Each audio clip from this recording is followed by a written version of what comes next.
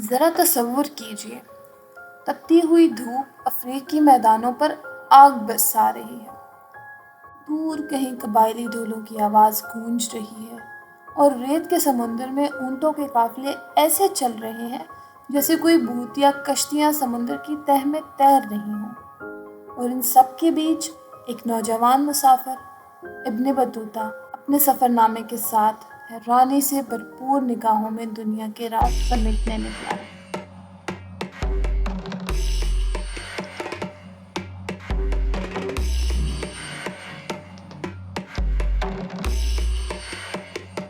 وہ ایسے صحراؤں کو پار کر آیا تھا جو ختم ہونے کا نام نہ لیتے تھے، اور ایسے جنگلات سے گزرا تھا جن کی سرسراہٹ میں صدیوں پرانے راز چھپے ہوئے تھے۔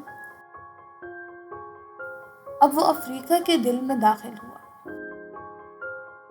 ایک عظیم دریا کے کنارے جو زندگی کی مانند بہہ رہا تھا، مچھلیوں سے بھرا ہوا اور پانی میں تیرتے عجیب و غریب جانوروں سے آباد۔ یہ تو دریائے نیل ہے، ابن بطوطہ نے پورے یقین سے اعلان کیا، آنکھوں میں چمک لیے۔ لیکن ناظرین کرام، یہ نیل نہیں تھا، یہ تھا نائجر دریا۔ ایک سادہ سی غلطی، لیکن ایک ایسی جس پر آج کے مورخین مسکرا دیتے ہیں، مگر کہانی یہاں ختم نہیں ہوتی۔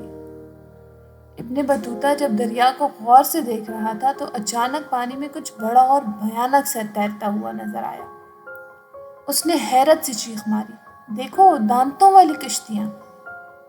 لیکن وہ کشتیاں نہیں تھیں، وہ مگرمچھ تھے، دیو ہیکل، خوفناک پتھریلی کھال والے جانور جو پانی کی تہہ میں اس طرح تیر رہے تھے جیسے جنگی جہاز۔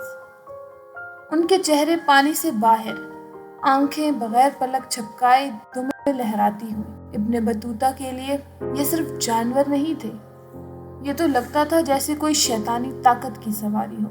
ابن بطوطہ لکھتا ہے کہ وہ اتنے بڑے تھے کہ دور سے دیکھنے پر لگتا تھا جیسے لکڑی کی بڑی بڑی کشتیاں ہوں۔ آپ کہیں گے کہ شاید اس کی سوچ بہت آگے چلی گئی، یا شاید مگرمچھ واقعی اتنے خوفناک تھے۔ اب بات کرتے ہیں چین کی۔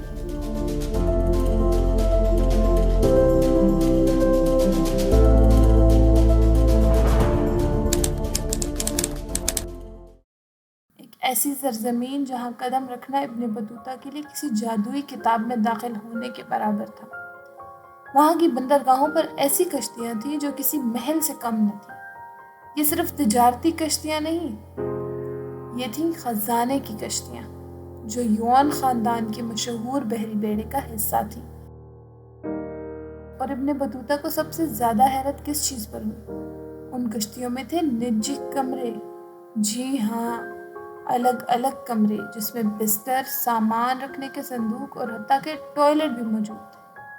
ٹوائلٹ کشتی میں، ایک ایسے زمانے میں جب زیادہ تر لوگ سمندر کے کنارے کھڑے ہو کر لطف اندوز ہوتے تھے، یہ تو گویا جادو تھا۔ ابن بطوطہ حیرت سے لکھتا ہے، یہ کشتیاں اتنی بڑی تھیں کہ ان پر سینکڑوں آدمی، جانور اور مال تجارت بآسانی سوار ہو سکتا تھا۔ ان کے 4 منزلہ ڈھانچے نے تو گویا مجھے ششدر کر دیا۔ اس لمحے چینی ظروف اور چمکتی ہوئی لالٹینوں کے درمیان ابن بطوطہ نے دل ہی دل میں کہا، دنیا میری سوچ سے کہیں زیادہ عجیب اور عظیم ہے۔ غلط فہمیاں شاید، لیکن عجائبات بے شک۔